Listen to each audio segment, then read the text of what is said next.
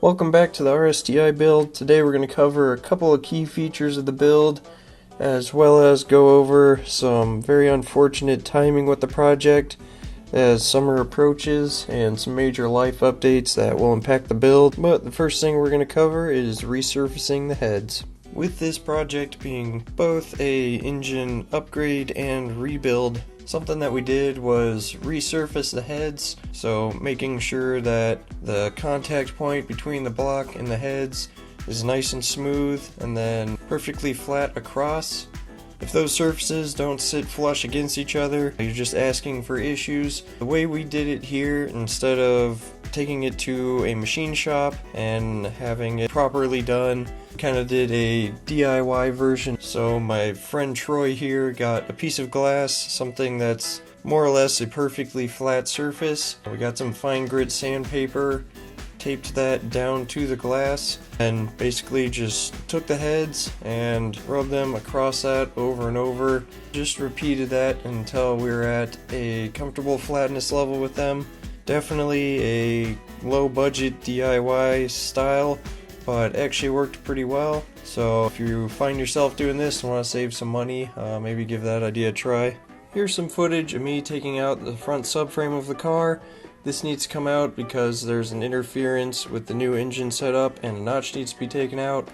I'll cover more of this later, but it was a pretty simple process, all nuts and bolts, but it was a very tight fit and took some thinking to get it out. Already middle of May, and I'm just now putting my summer wheels back on because, you know, up until friggin' early May it was pretty much snowing, so that's stupid. Oh yeah, another big thing you'll see is missing is the cross member here, and that needs to get a notch taken out of it, which a guy my buddies know is going to do for me, and that wasn't too bad to get out once I kind of knew what I was doing. The trickiest bit is the steering rack here. These lines go through the cross member. Okay. These lines go through the cross member into the steering rack, so just had to disconnect those, which wasn't too bad. You just loosen those smaller nuts there.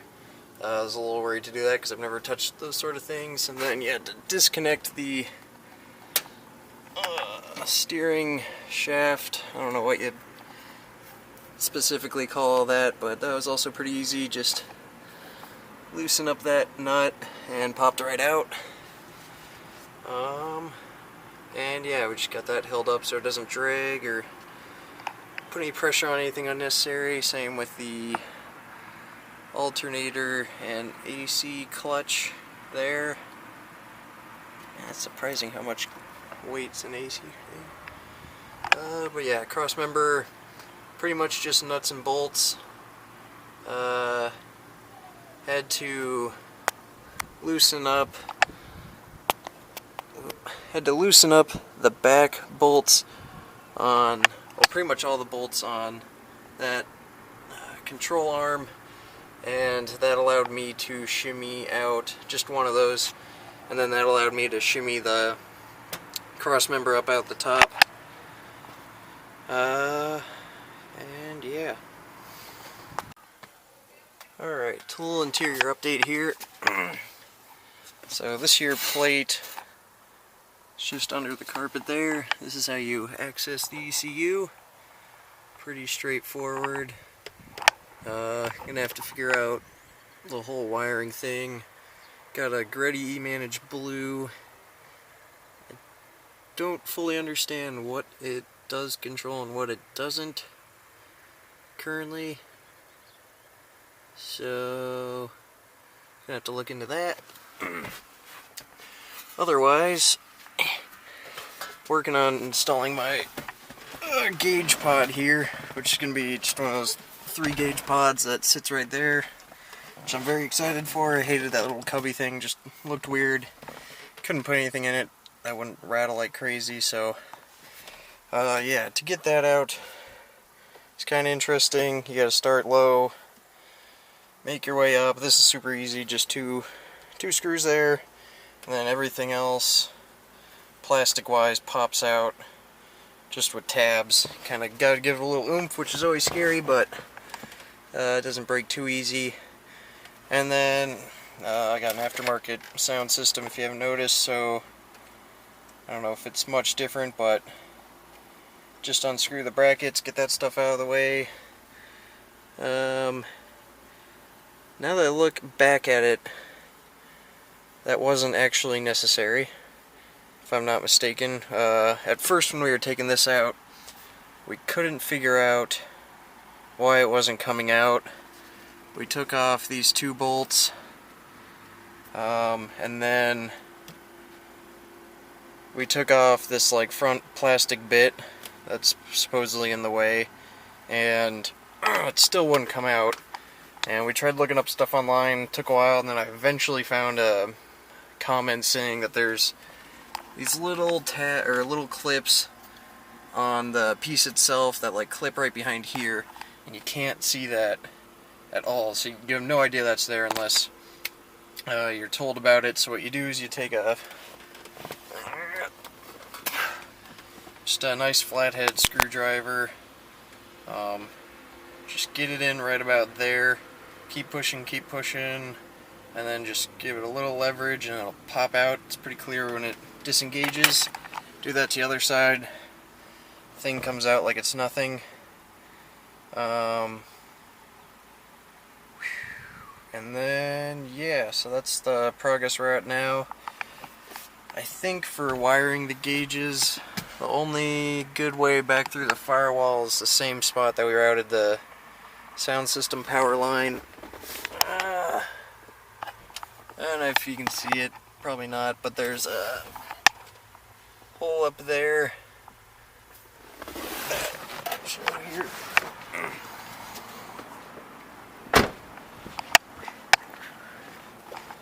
Yeah, okay, so that's the sound system power cable, goes down in there, and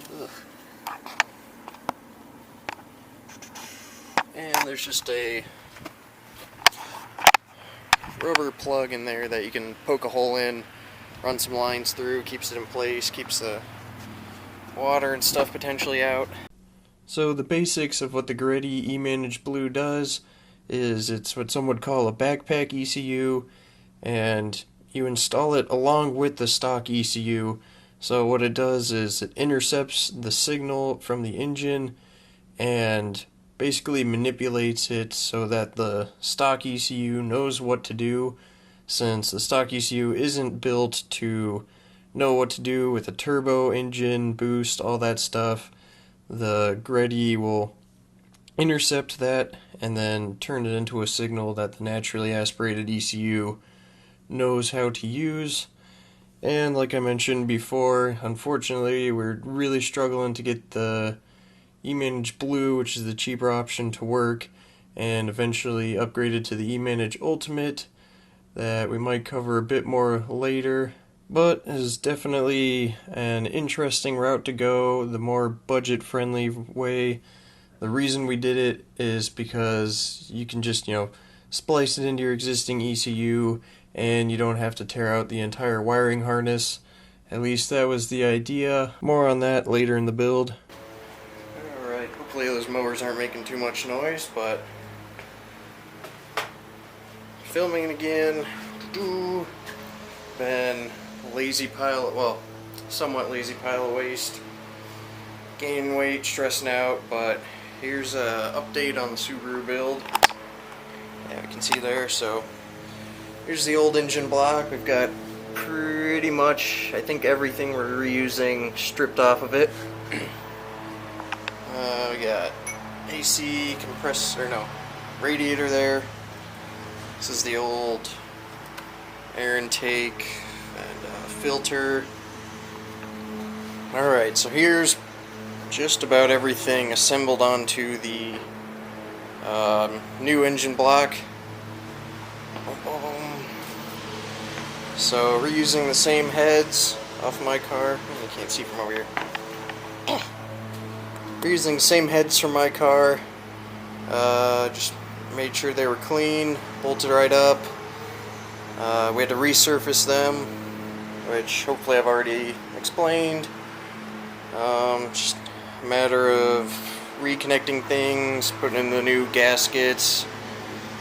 We got some upgraded 600cc injectors from Works, and that's like the only option for upgraded injectors for this car.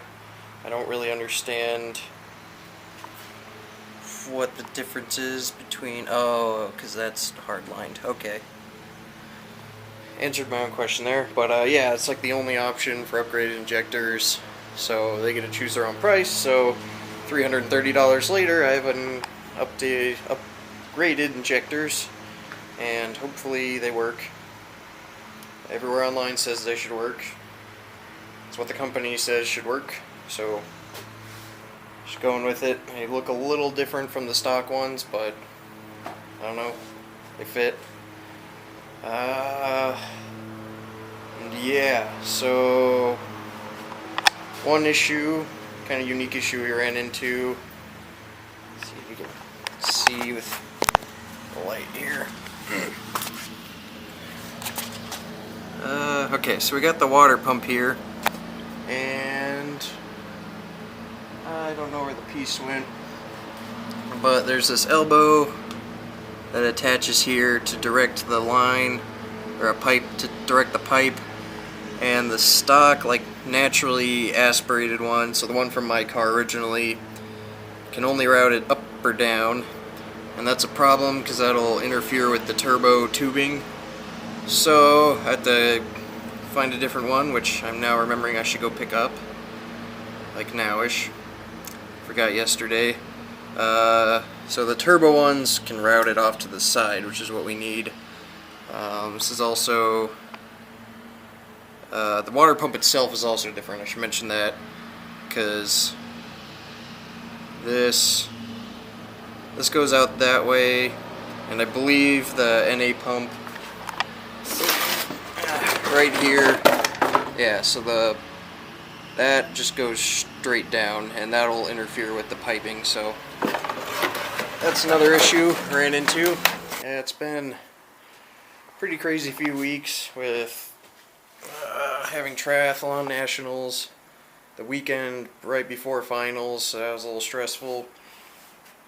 Just barely survived all that. There's this, and I'm personally very inexperienced, and it mildly terrifies me to work on my only car being inexperienced. I'm doing this with one friend who's done quite a bit of this before and spent a lot more time looking into it, so that's how I'm just able to do this without a shop. But one kicker is, he and then the other guy I've been doing this with are both either students and or now have like started their full-time jobs for the summer, and that means that they're only able to work on this like for a couple hours every evening. And like I said, I just do not trust myself to do some of this more important engine work by myself. I'm sure I'm perfectly capable, but about to get the engine done. I know there's, like, the proper way to do it is like a 3-stage break-in period. You're supposed to drive it super easy for like 100 miles below 3,500 RPM, so basically no boost. So that's not too bad if we get the car done, before I start needing to go to New Mexico. I can just go drive it for 100 miles, I guess, nice and easy, do what I have to do. And then you're supposed to go 100 to 500 miles on low boost, like 3 to 5 pounds, keep it under 4,500 RPM, and in between each of these you're supposed to do an oil change. And then the last bit is like 500 to 1,000 miles at low 6 to 8 pound boost for that distance, and then do another oil change, and then gradually increase your RPM limit for the next 1,000 miles. And yeah, that's an update. It's getting pretty warm here. I'm stressed as fuck, and I haven't been working out enough, and I've been eating like crap, and this is all catching up to me, and I cannot wait to just have this car done. So in the previous video, I had mentioned part of why this project, circumstances, where we were doing the build and whatnot, was definitely not ideal. Mentioned somewhat here in this video that it kept snowing pretty much all the way through finals that year up into May, which was just ridiculous. And this being a detached garage with no light or power, snow is definitely a big hindrance on that. So even when it stopped snowing, we were already definitely way behind. And the other curveball that was coming into my life was I had an internship set up. That internship could have been anywhere in the US, and I didn't know where yet. So time was also of the essence. My buddy Troy had done a very similar build on his 95 Impreza. He did that by himself in a weekend. So we're like, oh, we got a couple months, we should be able to do this on my 2000 Impreza. So, we started this feeling a little ambitious, but we thought we'd have plenty of time. And then, it just kept getting closer and closer to the summer. I wasn't going to be living nearby, and eventually, as I'll say later, I discovered where I'm going to be going for the summer. Unfortunately, considering all these things, lack of time to work on it, with me not knowing much myself, not being comfortable doing a lot of the bigger parts, we did not get the car done by the summer. Don't think the engine was even in. Really big bummer. I had to go the whole summer. Didn't have the car. My friends, fortunately, kept working on it here and there, and then eventually they did get it all put together and even got the engine started, which I'll show here.